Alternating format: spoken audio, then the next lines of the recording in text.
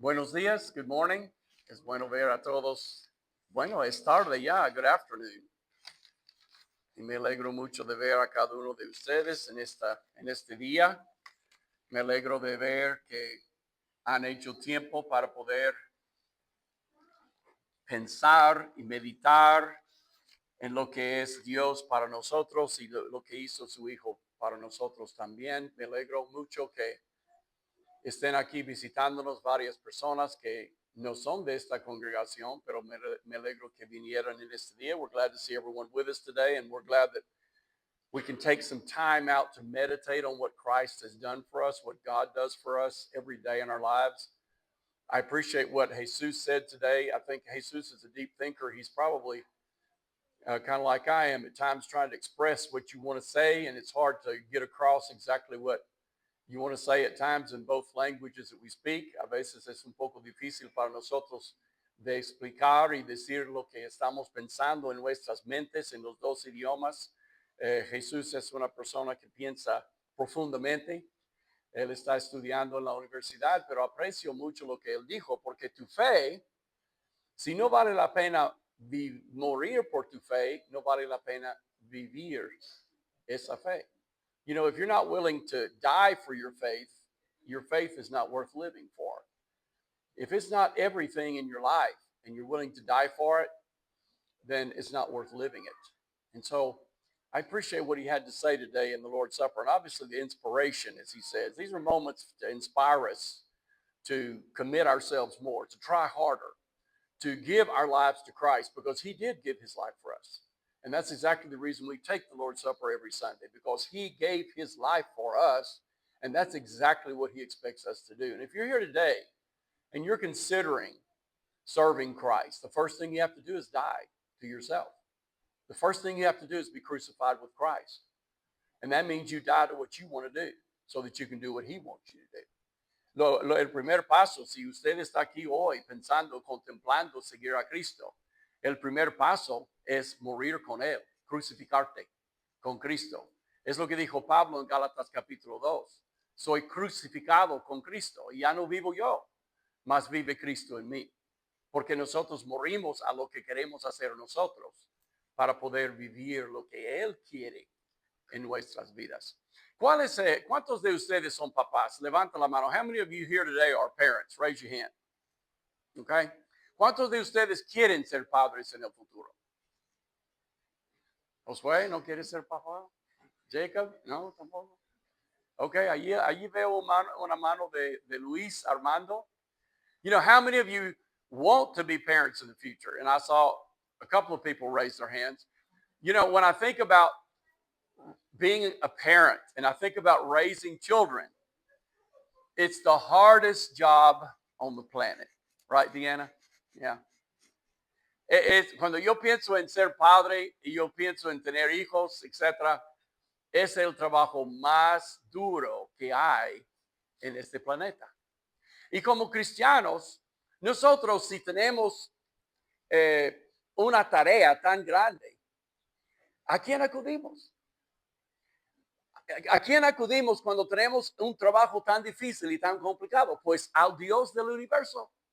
El Dios que hizo todo lo que vemos nosotros en 6 días. You know, when we as Christians have a huge job to do, a complicated job to do, who do we go to?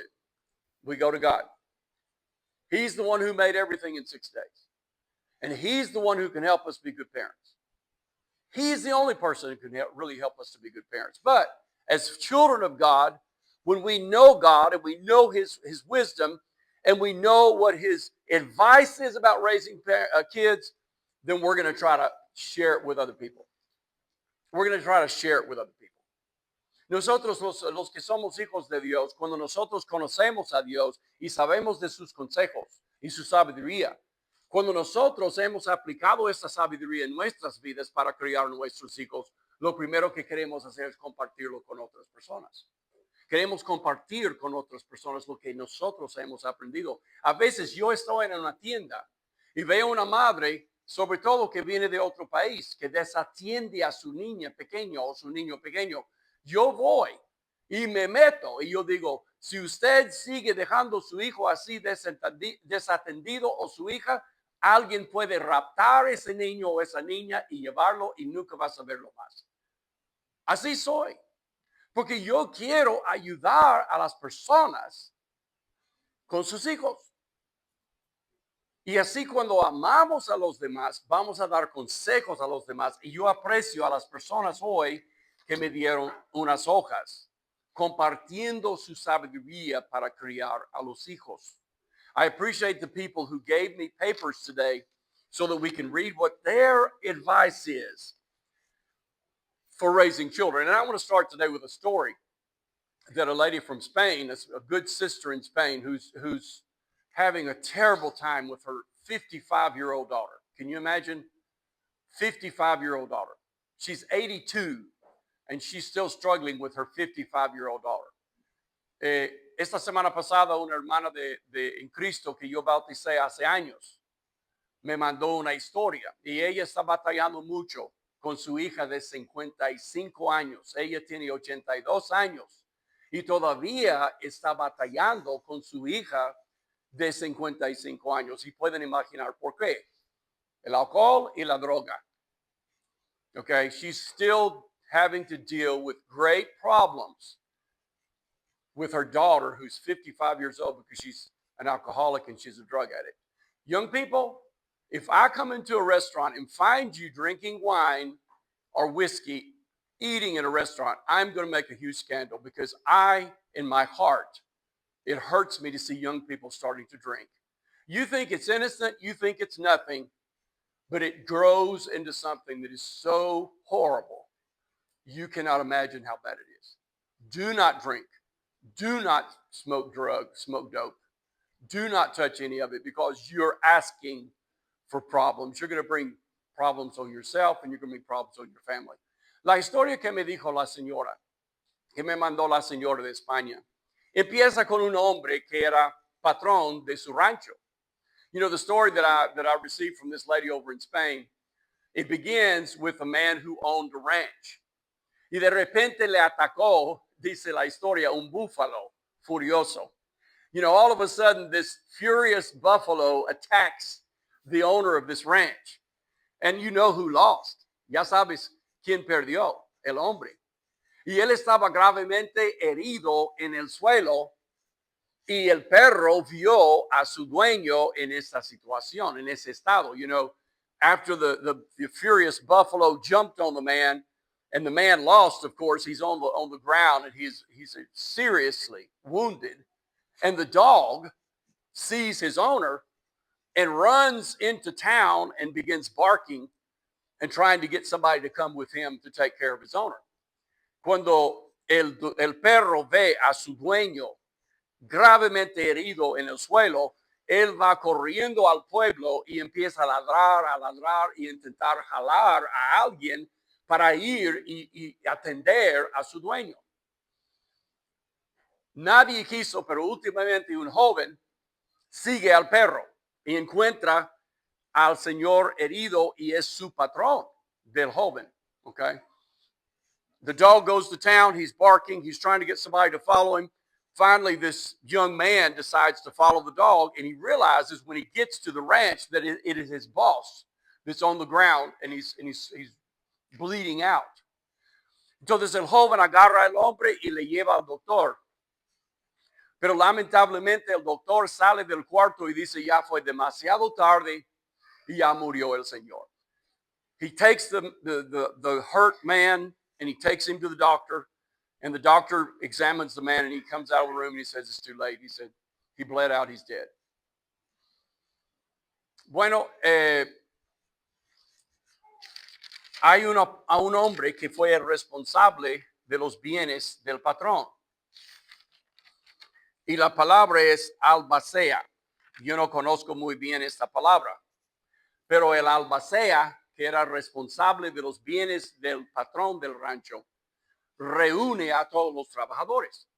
You know, the person who is the executor of all the wealth and all the property of this man that died gets all the workers together. Él hace una reunión. Y él anuncia que el patrón no tenía herederos. You know, this man that's the responsible man for all of the property that this rich man owned in the ranch. He says the fellow that owned this ranch, he didn't have any heirs. Entonces él dice, el Señor quiso que yo les reuniera para poder repartir sus bienes entre sus trabajadores. The man says he wanted me to get all of his workers together and he wanted me to divide what he owned. Y encima de la mesa donde estaban reunidos en el banquete había sumas, montones de billetes de dinero y había una Biblia. On top of the table where they were seated and they were eating, there were piles of cash and a Bible. Entonces, el primero que se levantó era el jardinero. The first man that stood up was the gardener. Y él dice, yo estoy agradecido, pero este libro no me sirve para nada. Y él eligió el dinero. You know, the first man to stand up was the gardener, and he said, you know, I appreciate it very much, but he said, that book, the Bible, is not going to help me in any way. And he grabs up the cash, and he sits back down. La segunda persona fue el copero, que atendió al patrón. Él dice, yo no soy tonto. Claro que me quedo con el dinero.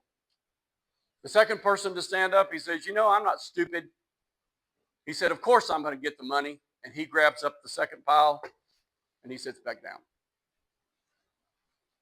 La tercera persona que se paró en el banquete fue la cocinera.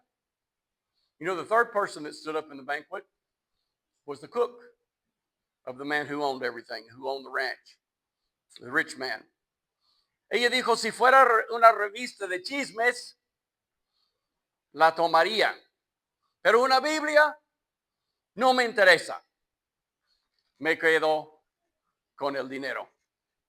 Y agarra otro montón de billetes. You know, the third person who stands up is the cook. And she says, you know, if that book over there on the table, if it were a book full of gossip and stories about rich people and about movie stars and famous people in the world, she said, I'd read it. But she said, that Bible is boring and there's nothing in it for me. And she grabs another pile of cash. Pues solo se quedó un trabajador. Y era el joven que atendió a los animales. Y es el joven que llevó al patrón al hospital. There was only one person left that worked in the ranch, and he was the one who took care of the animals, and he's the one who found the owner of the ranch hurt and took him to the doctor. ¿Y qué es lo que él agarró? What did he grab? He picked up the Bible. Él agarró la Biblia. Y él dijo, mi mami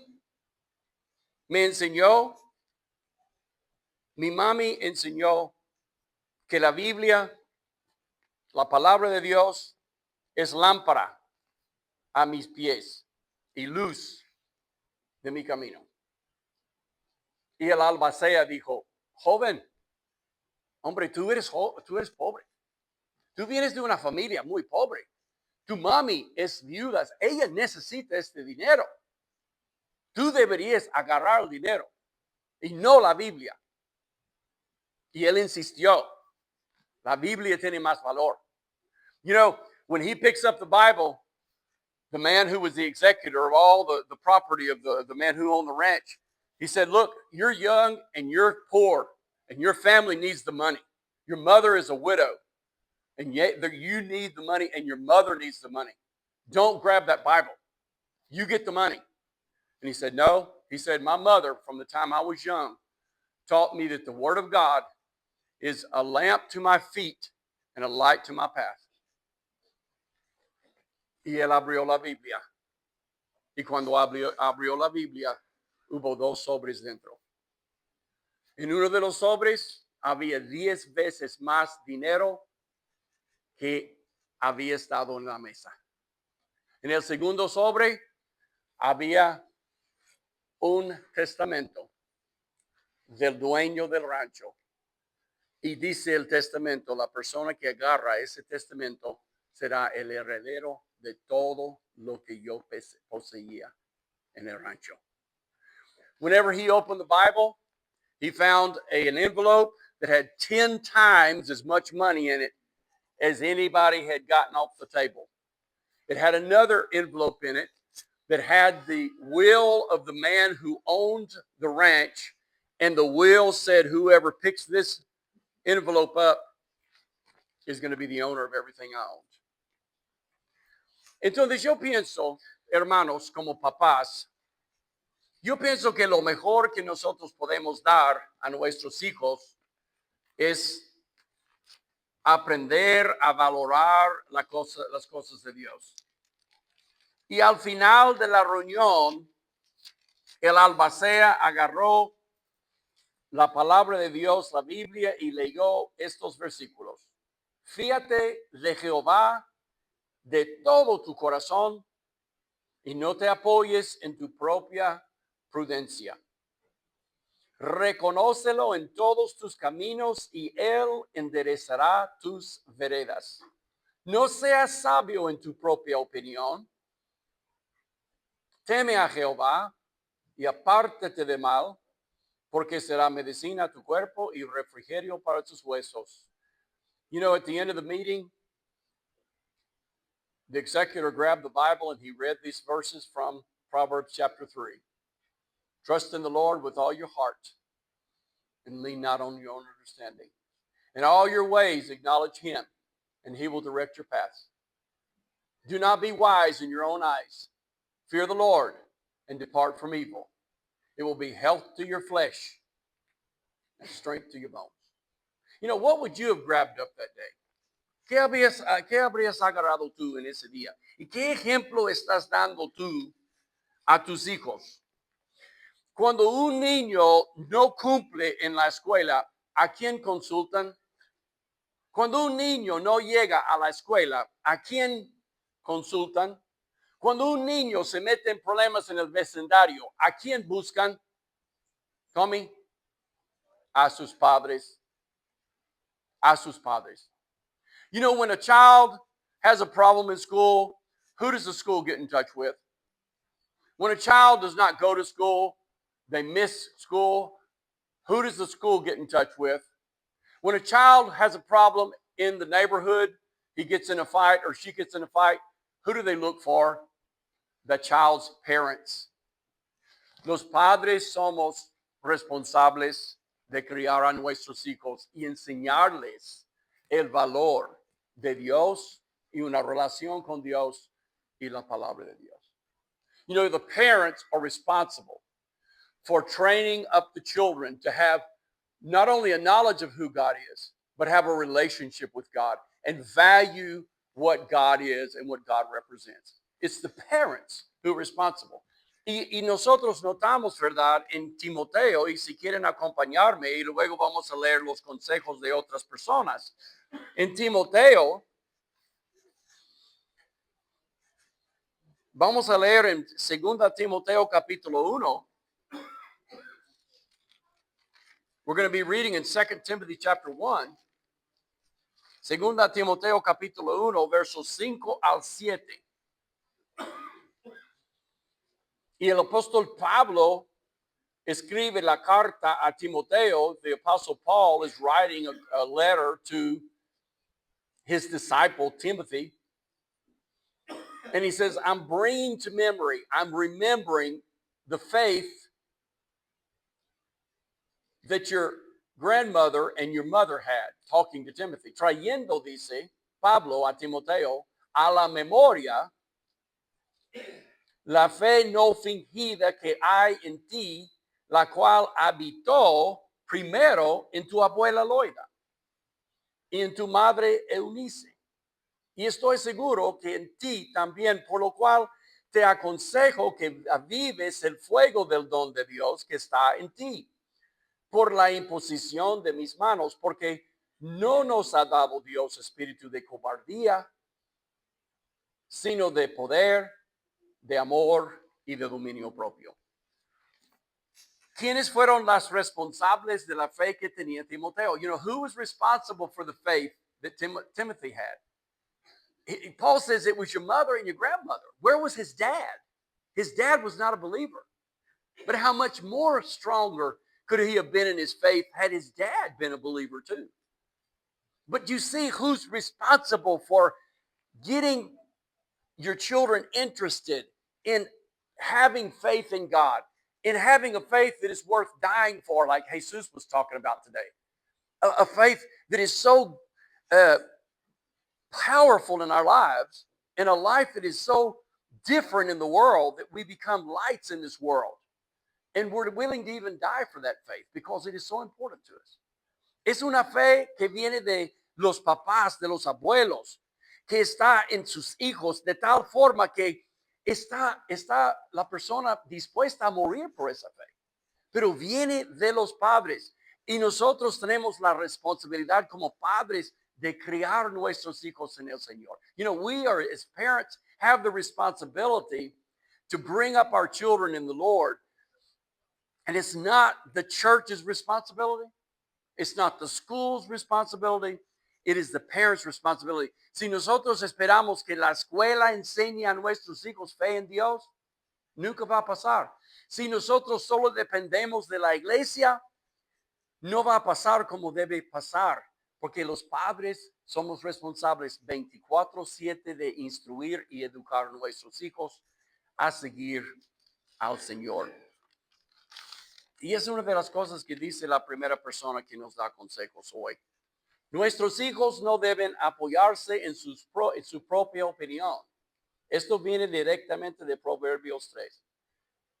Ni de sus amigos mundanos. This person who is giving the advice here says our children should not depend on their own opinion nor on the opinion of their worldly friends.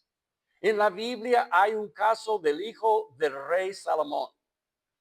Fue uno de ellos que por no hacer caso a los ancianos, solo escuchó los consejos de los jóvenes y es allí cuando caen en desgracia. This person says there's an example in the Bible of the son of Solomon, and you know his name, Rehoboam. He is one of the ones who did not listen to the older people, but rather listened to the advice of the young people who were his friends. And from that point on, it was a terrible problem. And she cites 1 Kings chapter 12, verses 6 through 15. Primera de Reyes, capítulo 12. Vamos a leer del 6 al 15. Vamos en nuestras Biblias a Primera de Reyes. Let's go to 1 Kings chapter 12. And here you see Rehoboam, instead of listening to the older, wiser people, he listened to his friends. And he ended up dividing the kingdom of God. The 12 tribes were divided, 12 and 2 and 10, because of him listening to the wrong advice. Primera de Reyes, capítulo 12, empezando en el verso 6. 1 Kings chapter 12, beginning in verse 6 and reading down through 15. Entonces el rey Rehoboam pidió consejo de los ancianos que habían estado delante de Salomón su padre cuando vivía y dijo: ¿Cómo aconsejáis vosotros que responda a este pueblo? Y ellos le hablaron diciendo: si tú fueres hoy siervo de este pueblo y los sirvieres y respondiéndoles buenas palabras les hablares, ellos te servirán para siempre. Pero él dejó el consejo que los ancianos le habían dado y pidió consejos de los jóvenes que se habían criado con él y estaban delante de él y les dijo: ¿cómo aconsejáis vosotros que respondamos a este pueblo que me ha hablado diciendo: disminuye algo del yugo que tu padre puso sobre nosotros? Entonces los jóvenes que se habían criado con él le respondieron diciendo: Así hablarás a este pueblo que te ha dicho estas palabras. Tu padre agravó nuestro yugo, mas tú disminuiremos algo. Así les hablarás: el menor dedo de los míos es más grueso que los lomos de mi padre. Ahora pues mi padre os cargó de pesado yugo, mas yo añadiré a vuestro yugo.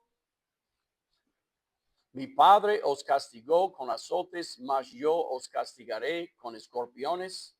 Al tercer día vino Jeroboam con todo el pueblo a Rehoboam, según el rey lo había mandado, diciendo: volved a mí al tercer día.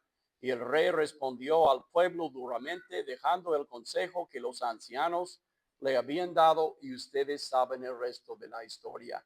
Él dividió el reino de Israel.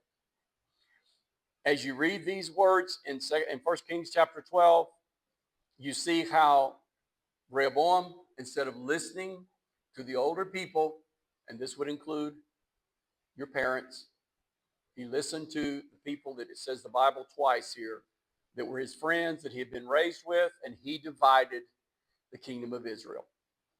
He divided the kingdom of Israel that had been united for 120 years. El reino había estado unido por 120 años. Dice la persona aquí, y me gustaría que mis hijos jóvenes, dígase, y me gustaría que mis hijos y los jóvenes aprendan y entiendan este versículo, que el principio de la sabiduría es el temor a Jehová. Proverbios capítulo 1, 7 y 8. Y esto vino de Salomón. She says, I would like for my children and the young people to learn this verse, that the fear of the Lord is the beginning of wisdom. Proverbs chapter 1, 7 and 8. The fear of the Lord, not the fear of your friends, not FOMO, fear of being left out, fear of missing out because your friends tell you something, but because you're like Joseph, who was not willing to go to bed with another man's wife because he said, I'm not going to sin against God.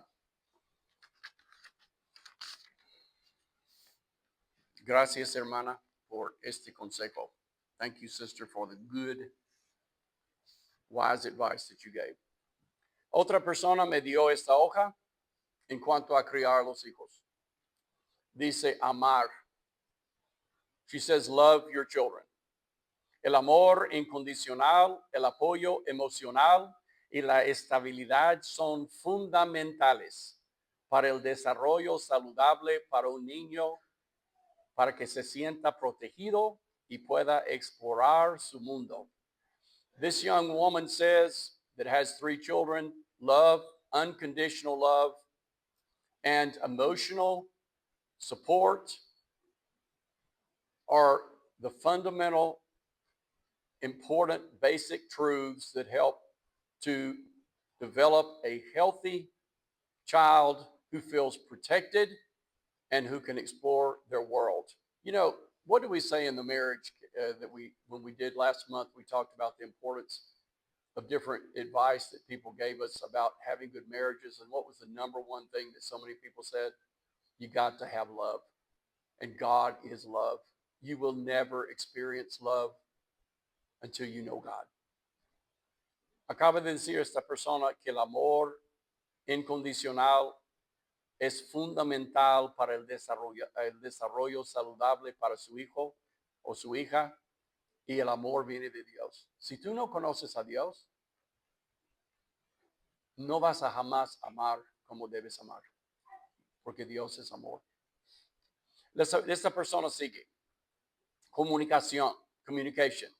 La comunicación abierta y honesta es clave para un niño, para que se sienta escuchada y entendido. She says the communication, open communication, honest communication is key for a child to feel listened to and understood. Por eso, cuando un padre o una madre está hablando con su niño o su niña, debe agacharse y mirar al niño en los ojos.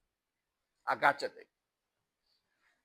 Y establece el contacto de los ojos.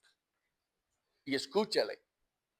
Estamos tan ocupados, corriendo como locos para ganar dinero y comprar a veces cosas que nuestros hijos no necesitan, que no tenemos tiempo para escuchar y luego responder.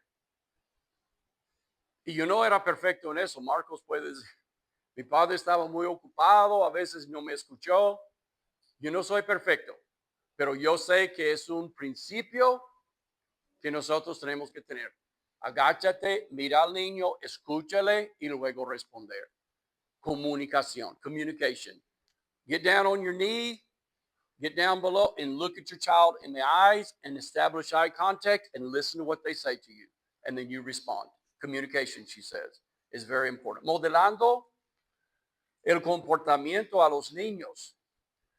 Así aprenden observando. Así que es importante modelar el comportamiento que deseas que ellos adopten. She says, you have to model in front of your children the behavior that you want your children to have. If you want them to go to church, you got to go to church. If they want them to listen to you, you have to listen to them. You have to model the type of behavior that you want your children to adopt. El apoyo emocional es importante para que un niño se sienta segura o seguro y pueda manejar sus emociones. You must give emotional support to your child so that they will feel secure and so that they can know how to deal with their emotions. Recuerda que cada niño es único y lo que funciona para uno puede que no funcione para otro. Muy sabio. Lo más importante es encontrar un equilibrio que se adapte a las necesidades de tu hijo. Remember that all children are different. They're all individuals. And what functions or works with one may not work with the other. You know, if you have 4 or 5 kids, like we had 5 kids, you raise the first one or the second one, you say, I got this taken care of. I know how to raise kids. And then here comes number 3, and they're completely different. And you have to start all over and learn how to raise this one with their unique talents and their unique characteristics and their unique personality. Muchas veces nosotros los que tenemos 4 o 5 hijos, criamos parte de la vida de uno a esa persona y decimos, ya tengo eso de criar a niños ya controlado. Pero luego viene número 2 o número 3 y todos son diferentes y tenemos que adaptarnos a las características, la personalidad de este individuo único. Y es lo que está diciendo esa persona y muy sabiamente. Muchas gracias. Very wise counseling. I appreciate that very much. From another one of our sisters in the church. That's 2 sisters, and now we have another sister. Vamos a Proverbios capítulo 22. Proverbs chapter 22. Espero que los que son papás o los que quieren ser papás no son sabios en su propia opinión, sino escuchen la sabiduría de Dios. You know, I hope that you will not be wise in your own eyes, and you will listen to this wise counsel that's being given today from the Word of God, of course. Proverbs chapter 22, verse 6. Proverbios capítulo 22 y el verso número 6. Instruye al niño en su camino y aun cuando fuere viejo, no se apartará de él. Train up your child in the way that he should go, and when he's old, he will not depart from it. Instruye, instrucción, enseña. Toma el tiempo de enseñar a nuestros hijos lo que deben saber. Y lo que leyó nuestro hermano Daniel esta mañana, castiga a tu hijo en tanto que hay esperanza. You know, Daniel read this morning in the Bible reading, punish your child, discipline your child while there is hope. No se apresure tu alma para destruirlo. You know, punish or discipline your child while there's hope. Do not decide in your heart to destroy your child because you're not willing to discipline that child or punish that child. Cuando nosotros hacemos reglas en nuestros hogares Y luego nuestro hijo nos mira y hace enfrente de nosotros lo que le dijimos no hacer. Y papás somos peores que las mamás.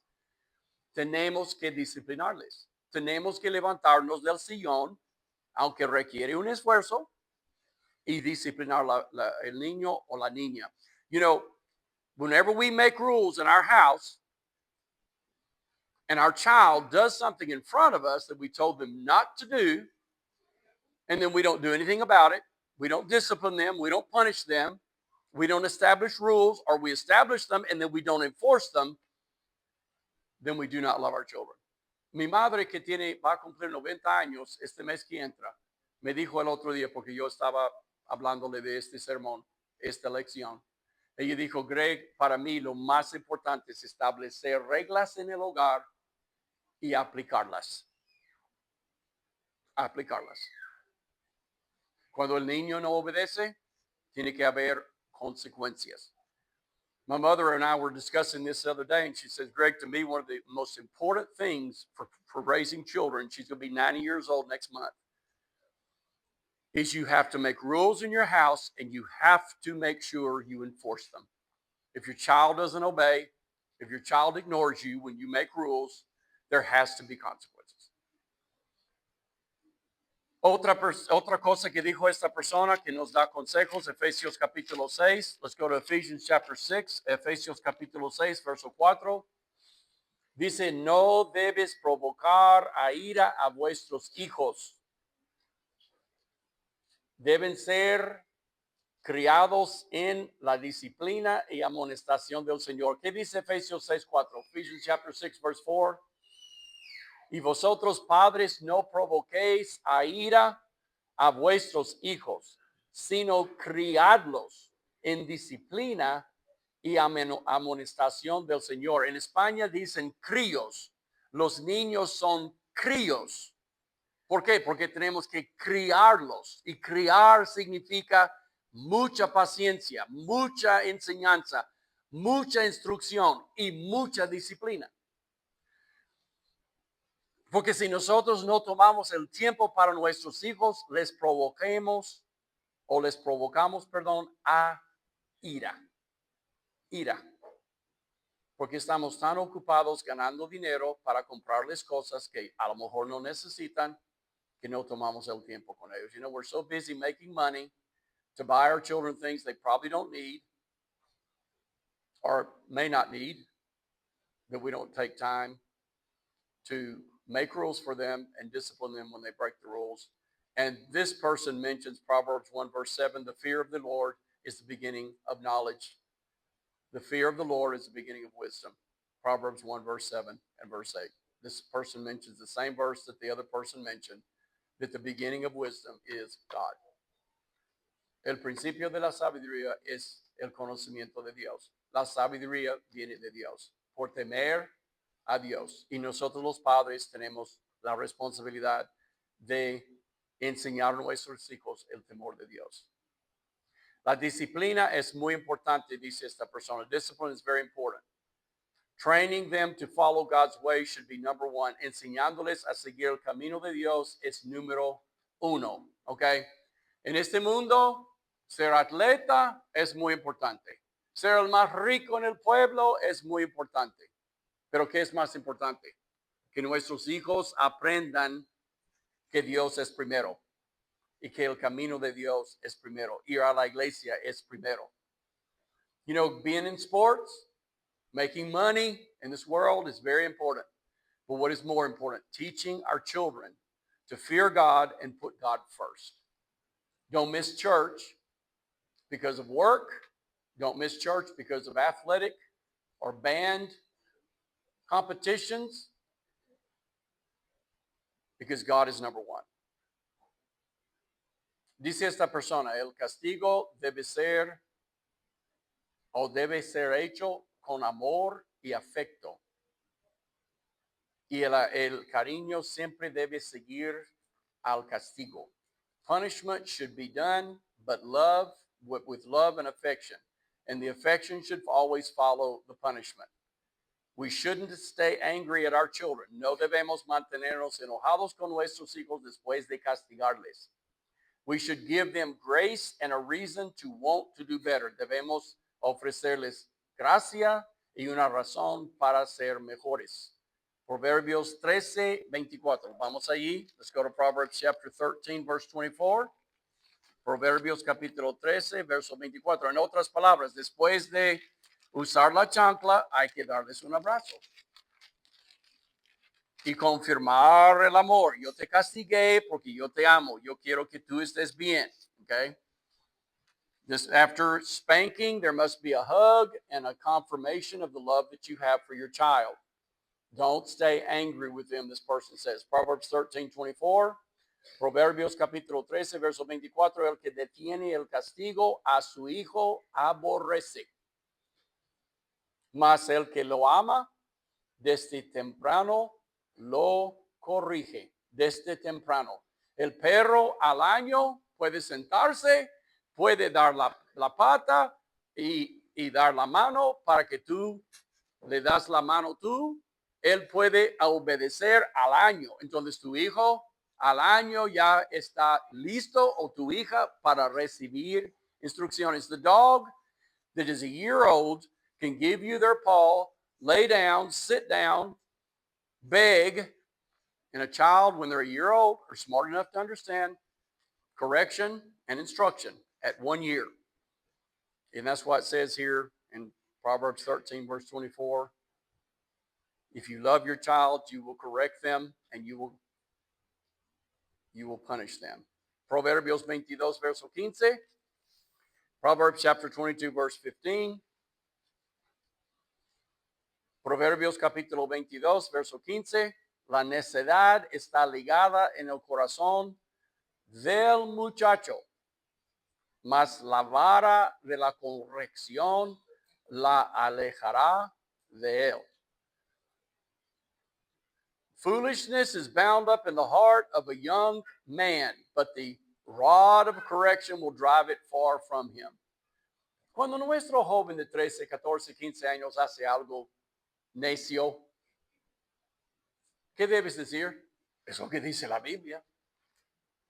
Es lo que dice la Biblia. You know, when your 13 or 14-year-old does something that's foolish and ridiculous, what should you do?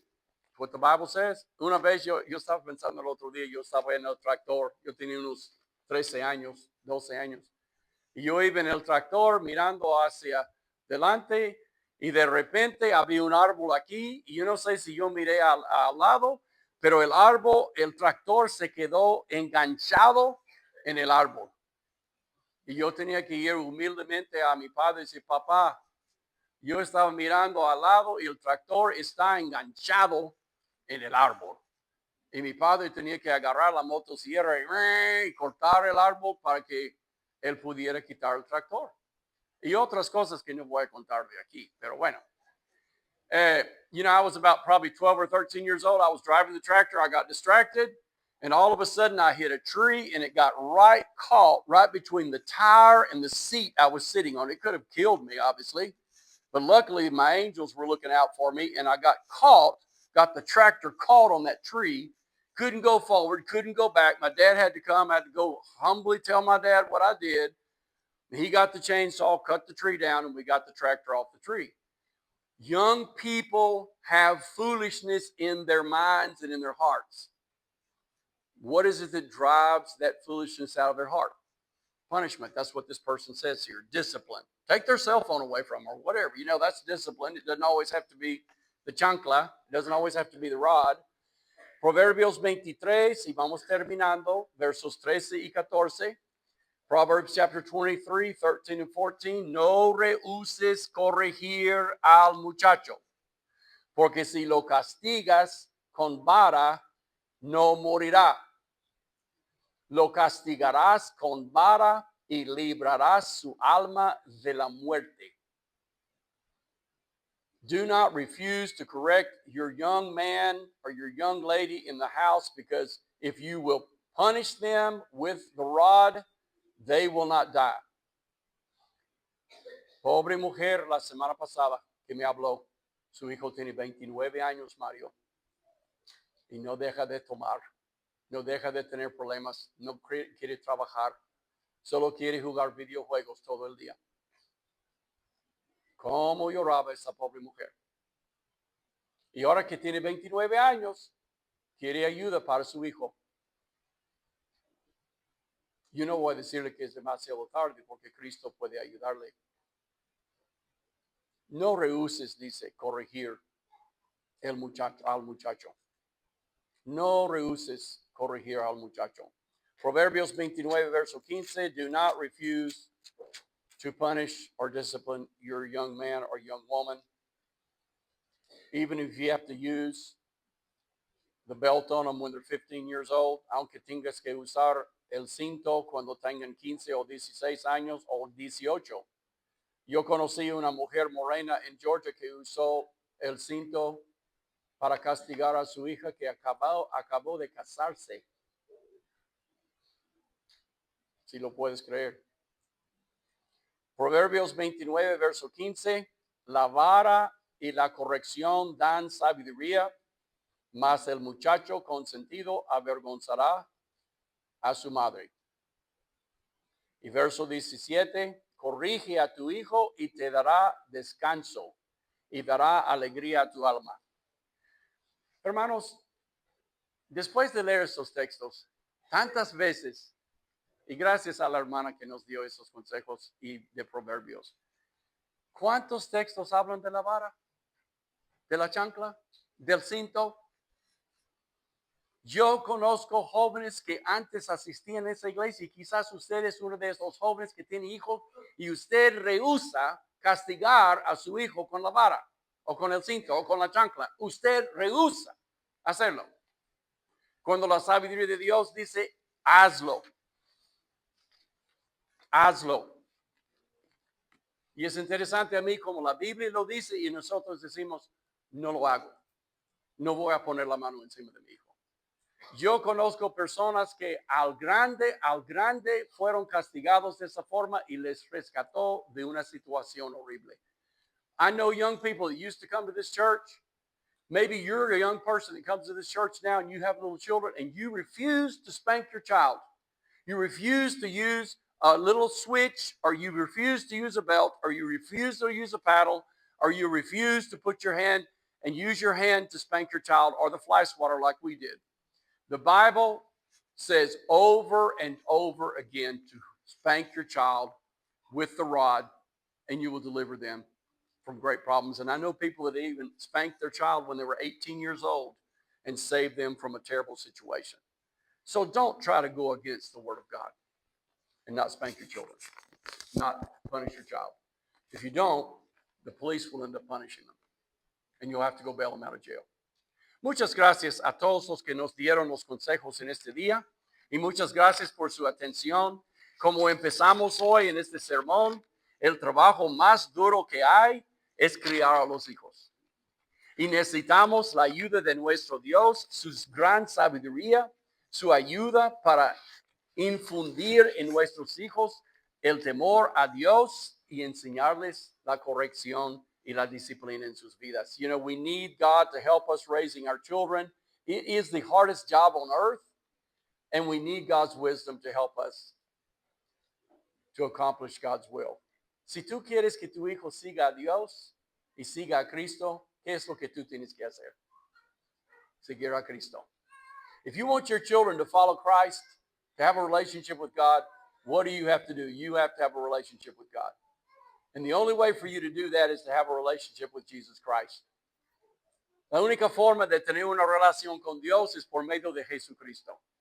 Cristo dijo, yo soy el camino, la verdad y la vida. Nadie viene al Padre sino por mí. Jesus Christ said, I am the way, the truth, and the life. No one comes to the Father except through me. So you have to start by believing in Jesus Christ. You have to start by believing that his life is better than the life you're living right now. That if you obey Christ and you do what Christ, your Creator, tells you to do, you will not only have a better life, but you'll get to know the Father. And by getting to know the Father, you will become a child of his. When you're willing to believe in Christ, you're willing to repent of the way you live your life, and you're willing to be baptized. That's the reason this baptistry is on the same stage as this preaching pulpit because we preach the word, and the people who repent and believe in Christ are baptized for the forgiveness of their sins, and they begin a new life with Christ, and they become a child of God. If you want your children to be followers of Christ, you want your children to have a relationship with God, you have to follow Christ, and you have to have a relationship with God. Nosotros enseñamos de este púlpito la fe en Cristo, que Cristo tiene mejor vida que nosotros tenemos, y si seguimos a Cristo, nuestro Creador, no tan solo vamos a tener mejor vida, vamos a tener una relación con el Padre, porque por medio de Cristo podemos conocer al Padre y vivir en una relación con Él. Y si tú quieres que tus hijos tengan una relación con Dios, si tú quieres que tus hijos sigan a Cristo, tú tienes que hacerlo. Y con ganas, de todo corazón. Entonces la invitación es para cualquier persona en este día que quisiera empezar a seguir a Cristo. Puedes pasar al frente y puedes confesar tu fe en Cristo. O puedes pasar al frente y pedir que nosotros estudiemos la palabra contigo para que tu fe crezca y tú puedas seguir a Cristo. You know, if you want to come forward today and confess your faith in Christ, you can confess your faith in Christ today, or you can ask us to help you to study, to learn more about God and learn more about who Christ is so that you can follow him. This is the invitation song we're going to sing. Let's stand up and we'll sing together this song 313.